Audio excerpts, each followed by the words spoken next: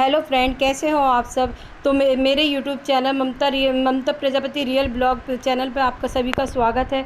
तो आज मैं आपको दिखाने जा रही हूँ ये भसिंडों की सब्ज़ी। तो इन्हें कमल ककड़ी भी कहते हैं और ये भसिंडे मैंने ऐसे छील लिए हैं। तो ये मैं छीलर से नहीं छील के ये सीधे वैसे सादे चाकू से छील रही हूँ। और इसी के साथ ये मैंने आलू भी ले लिए हैं। मैंने 2-3 आलू ले लिए हैं जो छोटे छोटे थे। और ये भसिंडों की सब्ज़ी मैंने छोटे छोटे पीसों में काट ली है। तो ये मैं बस इसी तरीके से इसे काट लूँगी। और इसी के साथ में ये जो मैंने छोटे छोटे 3 आलू लिए हैं तो वो भी काट लूँगी। और एक हरी मिर्च और एक मैंने इसमें ये प्याज ली है तो ये भी मैं काट लूँगी। तो ये भसिंडे मैंने सिर्फ 200 ग्राम के लगभग लिए हैं, ज़्यादा नहीं लिए हैं, क्योंकि इसमें मैं आलू भी डालने वाली थी। तो ये ज़्यादा की ज़रूरत नहीं पड़ती, फिर ये ज़्यादा सब्ज़ी हो जाती है, तो इसीलिए मैंने फिर इतने ही लिए हैं। तो ये मेरी सब्ज़ी लगभग कट के रेडी हो ही चुकी है।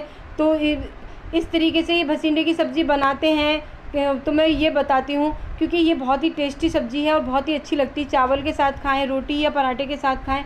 तो चावल के साथ अगर आप इसे खाएं तो इसको थोड़ा सा रसेदार ही बनाना चाहिए। और अगर आप इसको रोटी के साथ खाते हैं तो थोड़ी इसको गाढ़े उसमें लेना चाहिए, क्योंकि ये रोटी के साथ फिर पतली अच्छी नहीं लगती है। तो ये मैंने पैन ले लिया है, इसमें मैंने ऑयल में जीरा हींग डाल दिया और मैंने ये प्याज डाल दी है। और थोड़ी देर में ये प्याज ब्राउन होने तक भूनूंगी। तो बस ये इसमें भी मैं बड़ी बड़ी प्याज ही डालती हूँ, छोटी छोटी प्याज भसिंडों में मुझे कम ही अच्छी लगती है, क्योंकि अब ये मैं कुकर में भी बनाऊँगी। क्योंकि पैन में तो सिर्फ मैं इसका तड़का ही लगा रही हूँ। तो ये मैंने हल्दी पाउडर डाल दिया है और इसी के साथ में ये लाल मिर्च पाउडर भी डाल दूँगी। और फिर उसके साथ में धनिया पाउडर, ये सारे ही मसाले एक साथ ही मैं इसमें डाल दूँगी। और थोड़ी देर इसको फिर इसी तरीके से प्याज के साथ भून लूँगी। तो ये बस इस तरीके से, क्योंकि थोड़ा प्याज के साथ ऐसे ही भून लेते हैं तो इसमें टेस्ट अच्छा आ जाता है। और नमक भी मैं इसके साथ ही डाल रही हूँ। मैं नमक इसके साथ इसलिए डाल रही हूँ मसाले के साथ, फिर मैं मेरे ध्यान से वो हट जाता है तो नमक डालना कभी कभार मैं भूल जाती हूँ। तो इसलिए मैं फिर मसाले के साथ ही नमक डाल देती हूँ, क्योंकि इसी मसाले के डब्बे में मेरे नमक भी रखा हुआ, तो मैं सभी मसाले एक ही साथ डाल देती हूँ। तो फिर नमक भी उसी के साथ डाल देती हूँ। और इसमें मैंने हल्का सा ये गरम मसाला भी डाला है। तो इसमें टेस्ट गरम मसाला डालो तो और अच्छा आता है। तो मैं सभी सब्जियों में गरम मसाला नहीं डालती हूँ, कुछ चुनिंदा सब्जियों में ही गरम मसाला डालती हूँ। बाकी ज़्यादातर सब्जियों में मैं बस हल्दी मिर्ची और धनिया पाउडर, हींग, जीरा यही यूज़ करती हूँ, क्योंकि ज़्यादा मसाले रोज़मर्रा की सब्ज़ी में भी ठीक नहीं रहते हैं। कुछ ख़ास सब्जियों में ही अगर आप मसाले ज़्यादा डालें तो ही अच्छे लगते हैं। तो जो कुछ ख़ास सब्ज़ी रोज़मर्रा में बनती तो उसमें मैं सिर्फ थोड़ा गरम मसाला ही डालती हूँ और ज़्यादा मसाले मैं नहीं लेती हूँ। जो कंपनी वगैरह के होते हैं वो मैं कम ही यूज़ करती हूँ। तो इसीलिए अब ये मैंने इसमें भसिंडे और आलू भी डाल दिए हैं। तो ये इस तरीके से पैन में मैंने थोड़ा सा बस इन्हें फ्राई कर रही हूँ। वैसे मैं इन्हें कुकर में ही फ्राई कर लेती हूँ, लेकिन आज मैं इसे पैन में ही इस तरीके से फ्राई कर रही हूँ। और मैं अब इसको छोंकने के बाद अब मैं इसको कुकर में डाल दूँगी, क्योंकि फिर ये भसिंडे जो है थोड़ा सा गलने में टाइम लेते हैं, तो ये नहीं कुक होते हैं। तो इसलिए इन्हें कुकर में पकाओ तो अच्छे से कुक हो जाते हैं। तो इसलिए मैंने फिर जितना मुझे इसमें रसा रखना था उतना पानी मैंने इसमें डाल के फिर कुकर में इसमें 2-3 सीटी लगाऊंगी और मैं फिर उसके बाद ये खाने के लिए सर्व कर दूंगी। तो अभी मैंने कुकर को अपने दूसरे साइड की गैस पे रख के अब मैं इस साइड रोटियां सेक रही हूँ। तो मेरा ये खाना रात का रेडी इसी तरीके से हो जाएगा। रोटियां भी सेक के फिर एक ही साथ ही इतने सब्ज़ी भी कुक होती है और एक तरफ रोटी सेक लो तो काम थोड़ा जल्दी हो जाता है। तो हम जो हाउस वाइफ है फिर अपना काम जल्दी से जल्दी निपटाने के लिए इस तरीके से ही करते हैं। आटा मैंने पहले ही गूँध लिया था, सब्ज़ी को फ्राई करने से पहले मैंने आटा गूँध लिया था और उसके बाद मैंने सब्ज़ी छोंकते छोंकते फिर इसी तरीके से मैं रोटियां भी सेक लेती हूँ।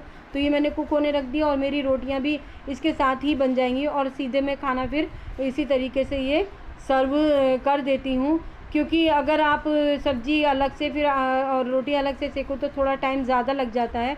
तो जब वैसे भी आजकल की टेक्नोलॉजी में इतनी चीज़ें होती हैं कि गैस के चूल्हे पे भी कई सारे बर्नल होते हैं। मेरे पास तो ये 2 बर्नल वाला ही चूल्हा है, तो एक साइड में कुछ और बना सकती हूँ और एक साइड में रोटियाँ बना सकती हूँ। तो इस तरीके से भी खाना जल्दी बन जाता है। तो मैं इसी तरीके से बस अपना खाने का रूटीन आपको बता रही हूँ और शेयर कर रही हूँ। तो इस तरीके से मेरा ये खाना रेडी रात का हो चुका है और मेरी सब्ज़ी भी बन के रेडी हो चुकी है। तो बस इस तरीके से कुछ मेरी सब्ज़ी दिख रही थी और ये बहुत ही टेस्टी बनी थी।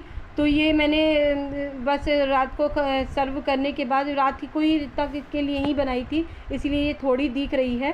तो अब ये मॉर्निंग का टाइम हो चुका है, तो मॉर्निंग में मैंने सोचा आज कुछ मीठा सा बनाएं, क्योंकि मेरी बेटी कह रही थी कुछ मम्मी मीठा खाने को मन कर रहा। तो फिर सूजी के हलवे से ज़्यादा अच्छा ऑप्शन क्या हो सकता है। तो ये मैंने कढ़ाई में देसी घी ले लिया है।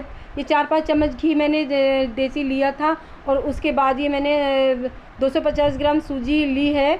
तो ये मैं इसमें ऐड कर दे रही हूँ, और ये कुछ देर में इसको भूनूंगी। और जब ये ब्राउन कलर की हो जाएगी, जो अब इस टाइम दिख रही है, तो उसके बाद मैं इसमें चीनी लूँगी।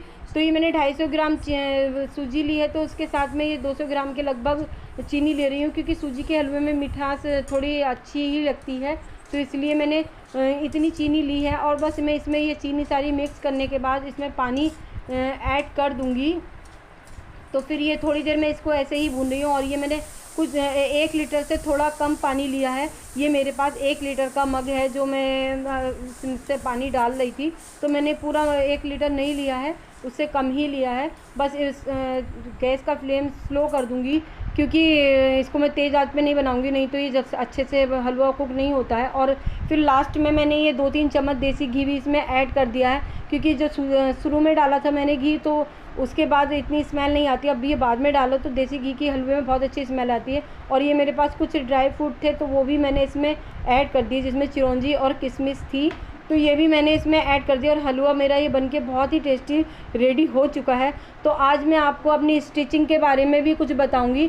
तो ये मैंने कुर्तियाँ बनाई हैं, जो मैं स्टिचिंग करती हूँ। मैं हर तरह की कुर्तियाँ बनाती हूँ, तो वही मैं आपको दिखाने की ये कोशिश कर रही हूँ। और मैं दिखा रही हूँ कि मैंने किस तरीके की कुर्ती बनाई है। ये मैंने फ्रॉक टाइप की, जो नीचे से अम्ब्रेला होती है, वो बनाई है। और ये कुर्ती मैंने बनाई है, इसका गला शेप का मैं डोरी लगाई थी मैंने, और इस तरीके से ये बनाई है। और मैंने इसकी स्लीव में भी डिज़ाइन बनाया है।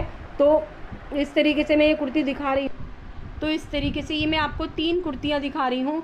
तो ये मैंने 3 कुर्तियाँ बनाई है। मैं सिलाई तो बहुत सारे सूटों की करती हूँ, और हर तरीके के सूट मैं बनाती हूँ। और ये मैंने स्लीव में भी इसके डिज़ाइन बनाया था। अभी ये मैं आपको तीसरी कुर्ती बना रही हूँ, जिसकी मैंने ये फ्रिल वाली स्लीव बनाई है। और इसका नेक मैंने सिर्फ यू शेप का बनाया है, और आगे पट्टी लगाई है, जिसमें मुझे बटन लगाने हैं। तो मेरे पास अभी बटन नहीं थे, तो मैंने नहीं लगाए हैं।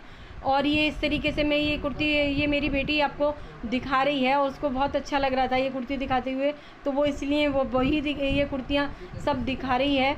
तो ये मैंने कैसी कुर्ती बनाई है, आप मुझे कमेंट करके ज़रूर बताइएगा। और मेरी जो स्टिचिंग है आपको कैसी लग रही है, वो भी मुझे ज़रूर बताइएगा। क्योंकि ये मेरी वीडियो मैंने 1 महीने से अभी अपना चैनल स्टार्ट किया है, वीडियोस बनानी शुरू करी हैं। तो इस तरीके से ये तीनों मेरी कुर्तियाँ हो गई हैं, और यहीं मैं कर रही हूँ अपनी वीडियो की एंडिंग। नमस्ते।